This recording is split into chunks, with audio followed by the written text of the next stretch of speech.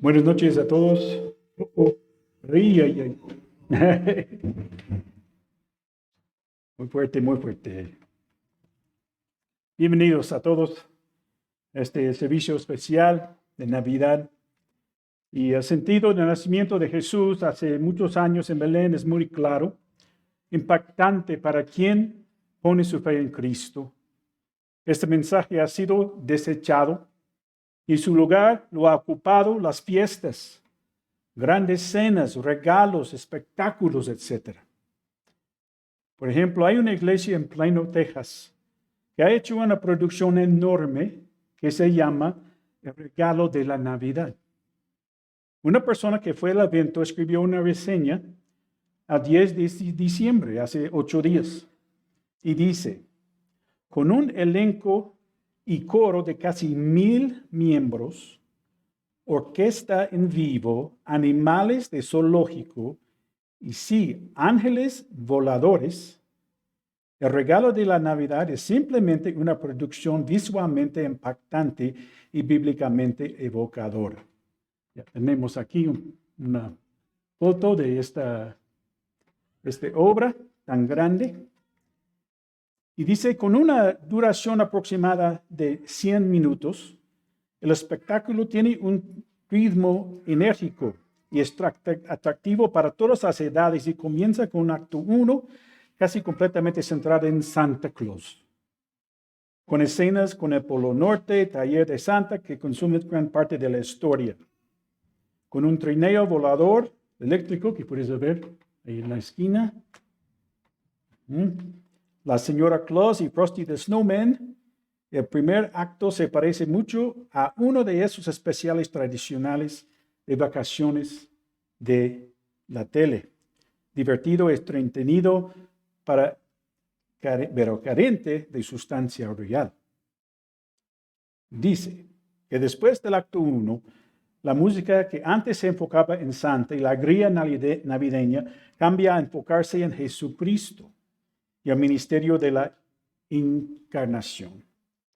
Después se enfoca en los magos del Oriente y termina con una presentación breve pero apasionada del Evangelio. ¿A cuántos les gustaría ver una producción así en una iglesia? Pues tendrías que pagar. Los boletos más baratos salen en 400 pesos y después 600, 800 y la primera fila 1,200. Por encima del precio más 35 pesos de comisión. No sé qué piensan de pagar varias personas por una producción a esta calidad y magnitud. Pero en la app TikTok, no sé cómo es, pero había varias personas criticando una mega iglesia que tiene un santuario de 7,000 asientos y quitan 1,000 para esa producción, haciendo un espectáculo navideño muy parecido a una producción de Broadway. El sitio Charisma News dijo lo siguiente sobre la producción El Regalo de Navidad. Esto plantea la pregunta. El enfoque que algunas iglesias tienen en las máquinas de humo, las luces elegantes, equipos, alejan a las personas del edificio de la iglesia. Se preguntan. ¿O es una oportunidad para que el evangelio llegue a aquellos de que de otra manera no lo habrían escuchado? Es algo que cada uno de nosotros debemos decidir. No sé qué piensan, pero pues hace 2,000 años, cuando el Señor Jesús nació, no fue un nacimiento con trompetas y una celebración enorme con Santa en su trineo, ni nada de eso anunciando el Rey de Reyes y Señor de Señores. Entonces vamos a estudiar cómo fue realmente el nacimiento de Jesús, que ya leímos en el principio. Entonces vamos a buscar nuestras Biblias, Lucas capítulo 2, otra vez, Lucas 2, 1 al 7. Lucas capítulo 2, espero que pueden ver ahí con sus velas, ya vemos muchos bajas, pero tenemos aquí en la pantalla. Lucas 2, 1 a 7. Dice así. Aconteció en aquellos días que se promulgó un edicto de parte de Augusto César, que todo el mundo fuese empadronado. Este primer censo se hizo siendo Cirenio gobernador de Siria. Iban todos para ser empadronados, cada uno a su ciudad.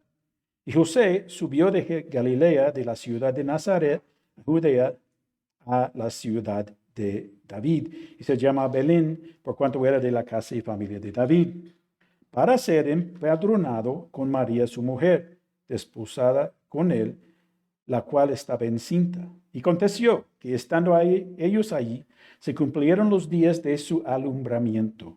Y dio a luz a su hijo primogénito, y lo envió en pañales, y lo acostó en un pesebre, porque no había lugar para ellos en el mesón. Pues vamos a orar y poner ese tiempo de enseñanza en las manos de Dios. Señor, te damos gracias por esta tarde. Gracias, Señor, por esta oportunidad de escuchar de tu palabra. Señor, gracias por lo que tú me has enseñado para que pueda enseñar a todos aquí. Gracias por todas las visitas que están aquí y pedimos, Señor, que tú bendigas a cada uno y abrir nuestros corazones para escuchar de ti en esta tarde. En el nombre del Señor Jesús. Amén. Entonces empezamos con Lucas 2:1. Lucas, ya estoy hablando en inglés, Lucas 2:1 empieza, aconteció en aquellos días. Se refiere a los días cuando Juan el Bautista nació, cuando Jesús fue concebido por el Espíritu Santo. María estaba embarazada y se acercaba su nacimiento. ¿Y qué pasó en aquellos días? Que se promulgó un edicto de parte de Augusto César. César es un título como presidente, o rey, o faraón. Y Augusto significa honrado o venerado. Su nombre real era Gayo Octavio. Este hombre promulgó el edicto, pero ¿saben quién determinó todo este movimiento realmente? Dios. Y veremos por qué. Entonces sigue que todo el mundo, todo el imperio romano fuese empadronado. Es un censo con el propósito de tener una lista de los dueños de propiedades para cobrar los impuestos y para tener un registro militar. Proverbios 21:1 dice, como los repartimientos de las aguas, así está el corazón del rey en la mano de Jehová. A todo lo que quiera lo inclina. Charles Spurgeon dijo, a César no le pasó por la cabeza que estaba cumpliendo el propósito de Dios al traer a María a Belén. En este momento particular para que allí naciera su hijo. Pero Dios puede cumplir el propósito de su providencia y de su gracia de cualquier manera que le plazca. Y aunque César no es consciente de todo lo que implica su acción, su decreto, que pretende ser simplemente un medio para registrar a sus súbditos y de llenar su hacienda, debe ser prevalecido por Dios para el cumplimiento de la profecía pronunciada siglo antes de que ocurriera el evento, de que Cristo debiera nacer en Belén. ¿Y dónde encontramos esta profecía que Jesús iba a nacer en Belén? En Miqueas 5:2. Miqueas 5:2 dice, pero tú, Belén, Éfrata, pequeña para estar entre las familias de Judá, de ti me saldrá el que será Señor en Israel. El rey de los judíos, Jesús. Fue escrito unos 700 años antes del nacimiento de Jesús. Pero tiene una aclaración acerca de quién ha de nacer en Belén. Dice, y sus salidas son desde el principio, desde los días de la eternidad. John MacArthur dice, es un ser eterno, Jesús. Habrá un gobernante nacido en Belén que ha estado vivo para siempre. Esa es una profecía muy específica. Sus apariciones son desde hace mucho tiempo, desde la eternidad. Uno que existía eternamente se convertirá un gobernante nacido en Belén. Así que Lucas quiere que entendamos esto. Jesús nunca fue creado. Siempre existía en el cielo, pero está a punto de nacer como un bebé, como cada uno de nosotros nacimos. Es interesante que Lucas nunca menciona la profecía de Miqueas 5:2, pero los judíos sí lo sabían. Seguimos con el versículo 2, Lucas 2:2. Este primer censo se hizo siendo Cirenio gobernador de Siria. Belén pertenecía a la provincia de Judea, que fue gobernada por Siria. La capital de Siria era Antioquía. El gobernador Cirenio gobernaba durante ese censo que Augusto César hizo. Versículo 3. Y iban todos para ser empadronados para el censo, cada uno a su ciudad, o sea, la ciudad en que uno nació. Los récords genealógicos judíos estaban guardados en las ciudades de nacimiento. Para el tiempo de nacimiento de Jesús podrías encontrarlos perfectamente, pero todos fueron destruidos en el año 70, con el general Tito cuando destruyó completamente Jerusalén. Versículo 4. Y José subió de Galilea, de la ciudad de Nazaret. Así es donde estaban viviendo, a Judea. La ciudad de David se llama Belén. María, ya embarazada, empezó a viajar de Nazaret a Belén con su esposo José, un viaje de como 140 kilómetros que probablemente tomaba una semana. Ya tenemos un mapa aquí. Puedes ver ahí arriba, Nazaret hasta Belén. Entonces ya 140, 150 kilómetros que tuvieron que caminar.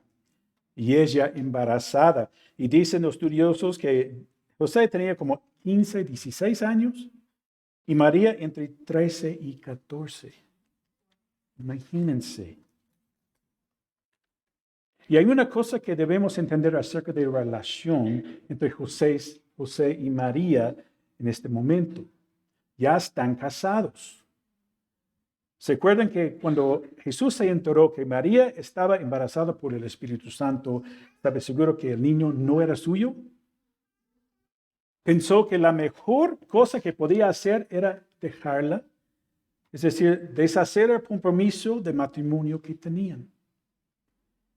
Pero el ángel Gabriel le habló en Mateo 1:20 y dice, y pensando él en esto, he aquí un ángel del Señor le apareció en sueños y le dijo, José, hijo de David, no temas recibir a María tu mujer, porque lo que en ella es engendrado del Espíritu Santo es. Y con eso le quitó la duda.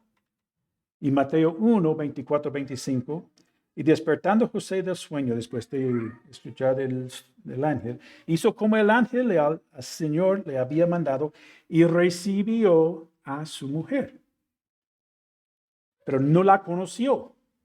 O sea, no tuvieron relaciones sexuales hasta que dio a luz a su primogénito. Y dice, y le puso por nombre Jesús. Entonces son casados y están en camino a Belén para registrarse. Terminamos el versículo 4, pero por cuanto era de la casa y familia de ¿quién? De David.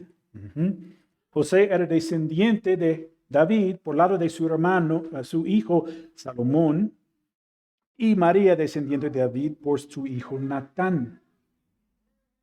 Y David había nacido en Belén. ¿Y quién era David? ¿Y por qué se menciona su casa? En 1 Samuel 16, vemos que Dios ya había rechazado a Saúl como rey de Israel por su desobediencia. Y le dolió mucho a Samuel, a quien le había ungido. Dios había encontrado un hombre que tenía un corazón conforme a su corazón, que se llamaba David. Así que mandó a Samuel a ungirlo como próximo rey de Israel, la primera de 3 veces, y en esta ocasión solamente frente a su familia. 1 Samuel 16:1 dice, Dijo Jehová a Samuel, ¿hasta cuándo llorarás a Saúl, habiéndolo yo desechado para que no reine sobre Israel? Llena tu cuerno de aceite y ven, te enviaré a Isaí. ¿De dónde? De Belén, porque de sus hijos me he provisto de rey. La historia es larga, pero recordamos que Dios prometió a este rey un reino eterno. ¿Y cómo sería esto? Pues solamente a través de un rey que reina para siempre, es decir, Jesús. Muchos detalles de la Biblia nos pasan desapercibidos. No comprendemos su importancia, pero Dios en su perfección los deja allí con propósito. Al igual que todo lo que pasa en nuestra vida, tiene el propósito bueno de Dios. Entonces, José era de la casa y familia de David y tuvo que ir a Belén para registrarse. Versículo 5. Para ser empadronado con María, su mujer. Los estudiosos no pueden discernir si fue obligatorio que María fuera a registrarse también.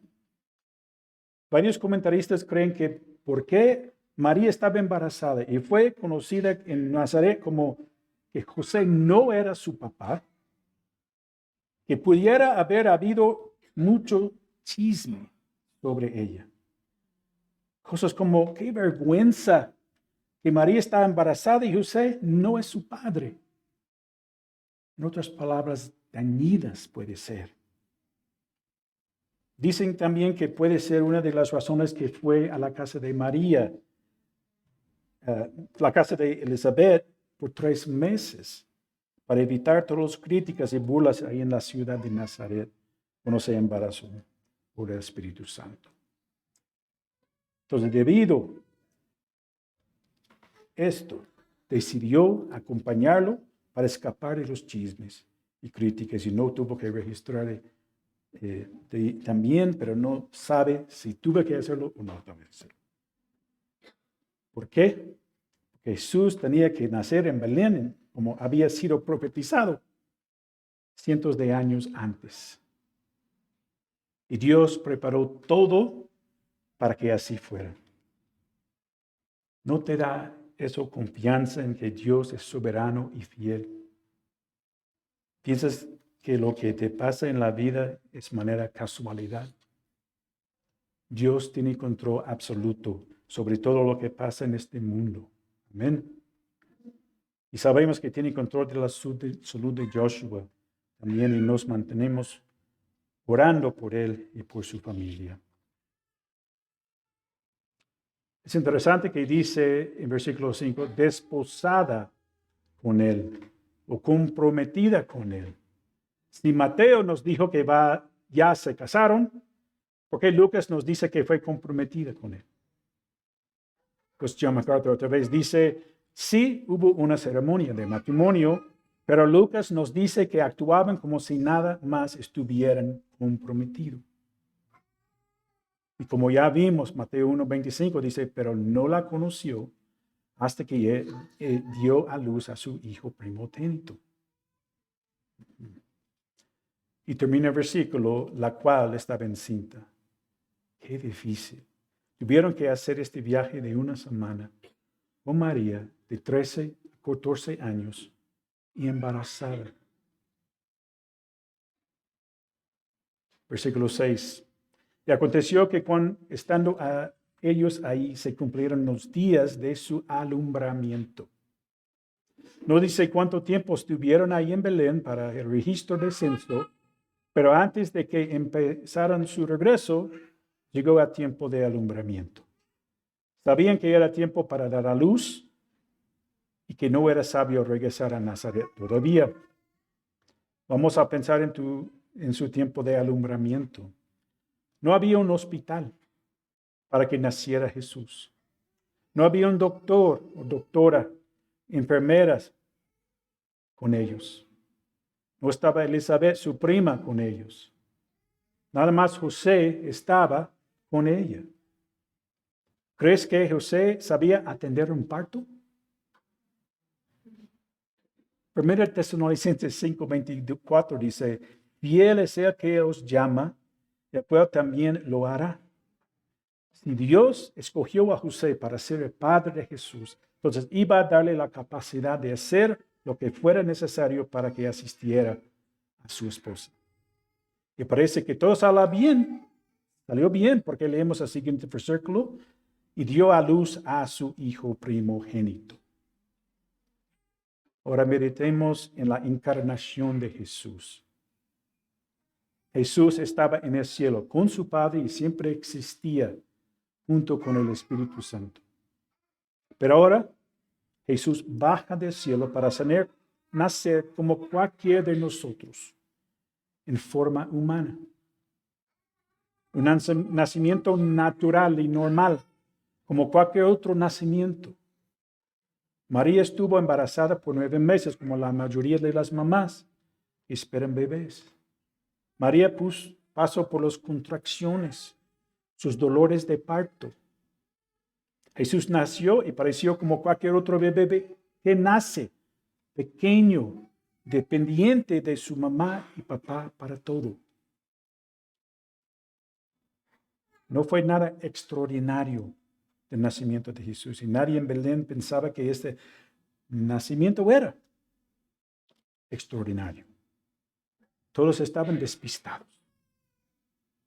Pero al mismo tiempo sabemos que este nacimiento fue sobrenatural, un milagro, porque como vimos, María concibió por el Espíritu Santo y era una virgen. Mateo confirma este hecho. También en Mateo 1:18, el nacimiento de Jesucristo fue así, estando desposada María, su madre, con Jesús, antes que se juntasen. Se halló que había concebido del Espíritu Santo. María no se embarazó por ningún hombre humano, sino milagrosamente por el Espíritu Santo. Todos nosotros heredamos el pecado de Adán, como dice en Romanos 5:12. Por tanto, como el pecado entró en el mundo por un hombre, Adán, y por el pecado la muerte, así la muerte pasó a todos los hombres, por cuantos todos pecaron. Si el padre biológico de Jesús hubiera sido un hombre, Jesús habría nacido en pecado. Pero para que nosotros pudiéramos tener la vida eterna, era necesario el sacrificio de alguien sin culpa. Jesús nunca pecó y llevó sobre sí todo el pecado que él nunca cometió. Y te ofrece la salvación si pides perdón por tu pecado y pones tu fe en él. Así que regresando con María, vemos que era una virgen y que concibió del Espíritu Santo. Y cuando Jesús nació en su forma humana, no heredó el pecado de Adán. Nació el Salvador de este mundo, como dice Mateo 1:21. Y dará a luz a un hijo y llamará su nombre Jesús, porque él salvará a su pueblo de sus pecados. Wow, qué nacimiento tan normal y al mismo tiempo milagroso y grandioso. Pero en ese momento nadie se daba cuenta excepto José y María. Un nacimiento así nunca había pasado en el Antiguo Testamento y nunca pasará después de esta única vez. Leemos la frase en versículo 7. Otra vez. Y dio a luz a su hijo primogénito. Después de que María dio a luz a Jesús, el primer hijo que tuvo, ella y José tuvieron otros hijos. Como vimos en Mateo 1:25, no tuvieron relaciones sexuales hasta que nació Jesús. Pero después Mateo nos habla de sus hermanos y hermanas. Bueno, sus medias hermanos y hermanos. En Mateo 13, Jesús enseñaba muchas parábolas. Después se regresa a su casa en Nazaret. Va a la sinagoga y enseña. Los de su pueblo no pudieron creer que era Jesús porque nada más era el hijo de un carpintero. Se preguntaban cómo tenía esta habilidad de enseñar y hacer milagros. En Mateo 13, 56, 55, 56. ¿No es este el hijo de carpintero? ¿No se llama su madre María y sus hermanos Jacobo, José, Simón, Judas? ¿No están todas sus hermanas con nosotros? Aquí tenía por lo menos 4 medio hermanos y 2 media hermanas. Entonces, la siguiente frase del versículo nos muestra que tan humilde fue el nacimiento de Jesús. Dice, Él lo envolvió en pañales. Aquí vemos de nuevo el nacimiento tan común de Jesús.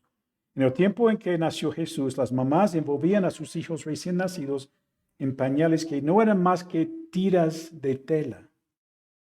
Apretaban esas tiras alrededor de su cuerpo, también en sus piernas y sus brazos. Creían que ayudaban a mantener sus huesos a crecer correctamente, para protección, para calor. No había ropas reales para que le pusieran, nada más tiras de tela común. Qué nacimiento tan humilde. No nació con un halo, una aureola sobre su cabeza, ni con copas reales, nada más tiras de tela para envolverlo. Y terminamos haciendo 2 preguntas. Primero, ¿qué hizo María después de que nació Jesús y lo envió en tiras de tela? Dice, y lo acostó en un pesebre. Aquí tenemos la representación de una pesebre enfrente de nosotros. Nada de lujo, nada más con paja para acostar el Rey de Reyes. La palabra pesebre se traduce como comedero. Era un lugar donde daban de comer a los animales. Entonces no puede imaginar qué tan sucio y cómo olía el lugar donde acostaron a Jesús. Así fue su nacimiento, muy humilde. Y la segunda pregunta, ¿por qué María lo acostó en un pesebre? Terminamos con la última frase, porque no había lugar para ellos en el mesón. El pueblito de Belén no tenía tantos lugares que quedarse como un hotel hoy. En la palabra de buen samaritano, en Lucas 10, Lucas usa una palabra diferente para mesón que aquí. Tiene la idea de un lugar parecido a un hotel, porque dice, aún hablaba con el mesonero. Pero aquí en Lucas 2 es una palabra diferente. Es la misma palabra cuando habla del lugar de Jesús, que Jesús iba a comer la primer Santa Cena con sus discípulos. Lucas 22, 11. Y decir el padre es importante, el padre de la familia de esa casa. El maestro te dice, ¿dónde está el aposento? La nueva traducción viviente dice cuarto de huéspedes. Como dice, ¿dónde he de comer la Pascua con mis discípulos? Entonces, algunos de los estudiosos más conservadores dicen que cuando José y María llegaron a Belén, estaban esperando encontrar un lugar con alguien de su familia. Pero con tantas personas viajando a Belén para el censo, no podían encontrar lugares disponibles. Entonces Dios, en su soberanía, les dio un lugar tan humilde, fuera de la casa, donde guardaban a los animales. El comedero de los animales es donde María acostó a Jesús. Siento mucho decirles que esa escena de donde José está tocando en diferentes mesones para encontrar un lugar no es bíblico. Y hoy queremos recordar el valor del nacimiento de Jesús con una celebración muy sencilla. No tenemos nada de lujo hoy, no tenemos manteles, tenemos velas para iluminar, no tenemos una gran producción ni un gran show, porque queremos enfocarnos en Jesús solamente. Él solamente merece nuestra adoración y reverencia. ¿Y por qué? Mateo dice, y llamaron su nombre Jesús, porque Él sabrá a su pueblo de sus pecados. Eso es lo más importante de su nacimiento. Una pregunta, ¿has sido salvado de tus pecados? Tal vez te preguntarás, ¿de qué me estás hablando? Bueno, la Biblia dice que hay malas noticias, que todos somos pecadores. En Romanos 3:23. Por cuanto todos pecaron y están destituidos, o sea, separados de la gloria de Dios. Por lo más mínimo pecado. Aunque piensas que es inocente, no vas al cielo por estar con Dios para una eternidad. Si sigues en esa condición por el resto de tu vida, entonces la Biblia dice que hay una muerte eterna, una separación eterna de Dios en Romanos 6:23. La paga del pecado es muerte. Estamos hablando de muerte espiritual. Después de tomar tu último respiro, vas a ir a uno de dos lugares. O vas al cielo con Dios, o experimentarás la muerte como resultado del pecado, o sea, sufrimiento horrible en el infierno. ¿Te consideras pecador o pecadora? Efesios 2:8 dice, porque por gracia sois salvos por medio de la fe, que esto no de vosotros, pues es don de Dios.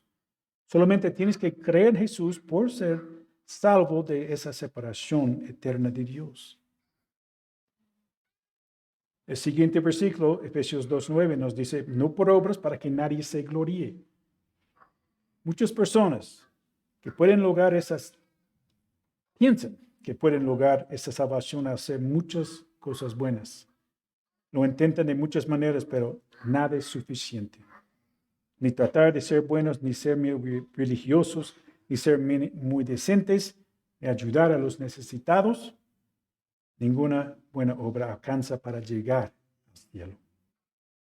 Pues no creas que para tener la vida eterna tendrás que esforzarte para cambiar tu vida y presentarte como una buena persona delante de Dios.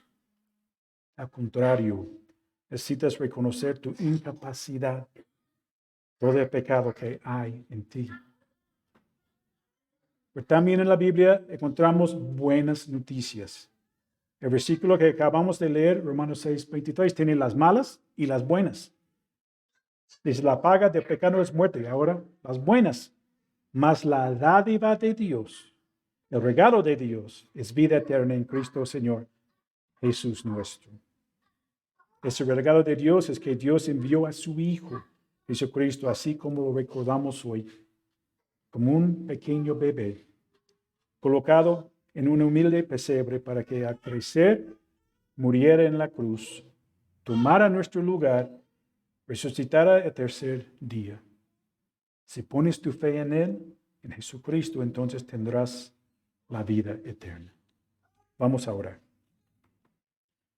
Señor, te doy gracias por esta noche. Gracias, Señor, por todos los que han venido, Señor, a esta celebración de tu nacimiento, Señor, tan humilde y tan milagroso. Te damos gracias, Señor, por cada persona. Pedimos, Señor, si hay una persona aquí que no te conoce como su Salvador personal, que puede poner su fe en ti esta noche, reconociendo que es pecador o pecadora, que no puede hacer nada en las buenas obras para ganar su entrada al cielo, nada más por lo que tu Hijo hizo en la cruz cuando murió, un hombre perfecto, y murió por los pecados de todos. Ya podemos pedir perdón por nuestros pecados y tú nos das la vida eterna. Damos gracias, Señor, por todo esto. En el nombre del Señor Jesús. Amén. Dios los bendiga.